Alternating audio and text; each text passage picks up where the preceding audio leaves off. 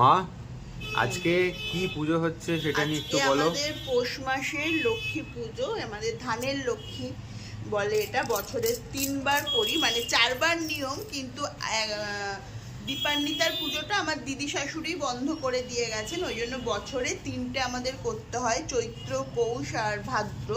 আর পৌষ মাসে নতুন ধান দিয়ে করতে হয়, আর এই ধানটাই সারা বছর পুজো হয়। তা আজকে তারই আয়োজন, ঠাকুরমশাই আসবে 11টার সময়। আমি আস্তে আস্তে মোটামুটি দেখো একটু সবটা জোগাড় খুব মানে ছোট করে আমার সাধ্য মতো আমি করেছি।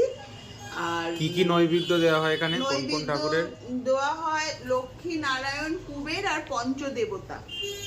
আচ্ছা। আর তোমার বাকি তো মায়ের পছন্দ মতো যেটুকুনি, যা মানে যার যেরকম সাধ্য সেরকমই। আমাদের এই যে ধানের লক্ষ্মী দেখো, এই যে ধানের লক্ষ্মী, আর পিছনে রয়েছে আমার গৃহলক্ষ্মী, যে 12 মাস যাকে পুজো করা হয় সেই।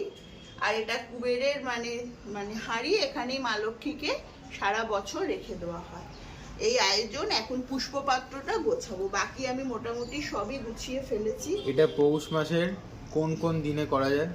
পৌষে পৌষ ধানের লক্ষ্মী মাসে যে কোনো মানে চৈত্র, পৌষ, ভাদ্র শুক্ল পক্ষের বৃহস্পতিবারে করতে হয়। আর যদি কেউ একান্তই কোনো কারণে কোনো অসুবিধায় পড়ে, তাহলে সংক্রান্তির দিনও এই পুজো করা যায়।